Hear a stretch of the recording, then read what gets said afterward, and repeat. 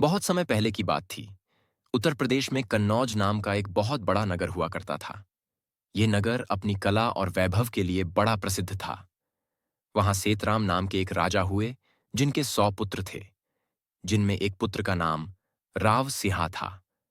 पहले के जमाने में घड़ियां नहीं थी, तो सूरज या चांद की रोशनी की परछाई जहां गिरती, वहां लकीर खींच लेते और समय का पता लगा लेते। जब राव सिंहा का जन्म हुआ, तब सेतराम जी ने धाई मां से कहा, धाई जैसे ही हमारे पुत्र का जन्म हो, तो जहां रोशनी गिर रही हो, वहां लकीर खींच देना, ताकि पंडित जी को बुलाकर बच्चे की कुंडली बनवा लेंगे। लेकिन धाय लकीर खींचना भूल गई। वह धाय को कुछ समय बाद याद आया। धाय ने सोचा, क्या फर्क पड़ता है, राजा को क्या पता चलेगा। तब धाय ने कुछ दूर लाइन खींच दी। जैसे ही सेतराम जी आए और धाय मां से कहा, धाय लकीर खींची या नहीं। तब धाय ने कहा, हाँ खींची, ये रही लाइन। तब सेतराम जी ने पंडित जी को बुलाया और कहा, पंडित जी, इस बच्चे की कुंडली बनाओ और इसका भाग्य बताओ। तब पंडित जी ने कुंडली बनाई। वह सेतराम जी से कहा, अगर बच्चे का मुंह इसके पिता ने देख लिया तो पिता मर जाएगा। इस पर सेतराम जी ने कहा, पक्का? तब पंडित जी ने कहा, हाँ। तब सेतराम जी ने कहा कि अपने को मुंह देखने की क्या जरूरत, अपने कौन सी कमी है। और सेतराम जी ने जल्लादों को आदेश दिया, इस बच्चे को लेके जाओ और जंगल में मार के आओ।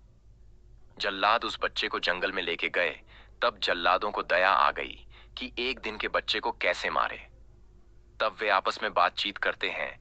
तभी एक जल्लाद के दिमाग में आया, क्यों ना इसे किसी गुफा में फेंक दिया जाए। तब जल्लाद उस बच्चे को एक गुफा में फेंक देते हैं। लेकिन उस गुफा में एक दिन पहले ही शेरनी ने एक बच्चे को जन्म दिया था, और वह बच्चा भी लुढ़कता हुआ उस शेरनी के पास पहुंचा। उस समय शेरनी सो रही थी। जब शेरनी जगी, तब उसे लगा कि उसके 2 बच्चे हैं। शेरनी ने उन दोनों को पालना शुरू कर दिया। वह बच्चा शेरनी का दूध पीता, उनके साथ ही खेलता, वह शेरों की तरह चलता व दहाड़ता था। एक दिन कुछ व्यापारी व्यापार करने हेतु राजस्थान से कन्नौज की तरफ जा रहे थे। तब व्यापारी उन्हीं जंगलों से गुजर रहे थे। तब उन्होंने जंगल में बड़ा भयानक दृश्य देखा। उन्होंने देखा कि जंगल में 5 शेर आपस में लड़ रहे हैं, जिनमें एक शेर नहीं आदमी है, पर है शेरों की तरह के, और उन 5 शेरों की लड़ाई में वह जीत रहा है। इस दृश्य को देख व्यापारी डर गए। वह अपनी चप्पलें हाथ में लेकर वहां से भागकर कन्नौज नगर में पहुंचे। वह राजा सेतराम जी से कहा, सेतराम जी, हमने आपके जंगल में बहुत भयंकर दृश्य देखा। तब सेतराम जी ने कहा, क्या हुआ ऐसा? तब व्यापारी ने बताया कि जंगल में एक आदमी है जो शेरों के साथ रहता है और शेरों की तरह व्यवहार कर रहा था। तब सेतराम जी ने कहा, ऐसा कैसे हो सकता है? तो व्यापारी ने जवाब दिया, हमने अपनी आंखों से देखा है। तब पास में बैठे जल्लाद ने सेतराम जी से कहा, राजा गलती माफ करो तो मैं एक बात बताऊं। तब सेतराम जी ने कहा, 7 खून माफ है, तू तो बता। कहता है, राजा जी, आपकी वो 51वीं संतान, जिसके लिए आपने कहा था कि इसे जंगल में फेंक के आऊं, तब हम उसे शेरनी की गुफा में फेंक के आए थे। हो ना हो, ये वही है। ये बात जब सेतराम जी ने सुनी, तो उनका मन भर आया कि उनका पुत्र इस प्रकार जानवरों के साथ रह रहा है। तब सेतराम जी ने सेना को कहा, जाऊं और उसे पकड़ के लाओ। तब सेना उसे घायल कर पकड़ के लाई।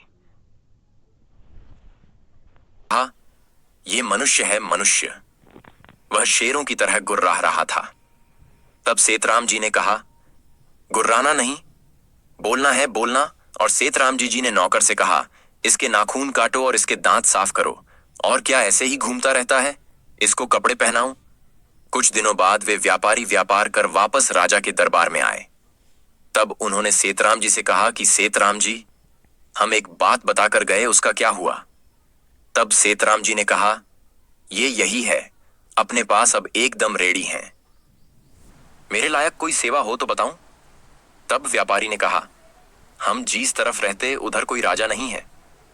यदि आप कोई राजा भेज दो तो हमारे ठीक रहेगा।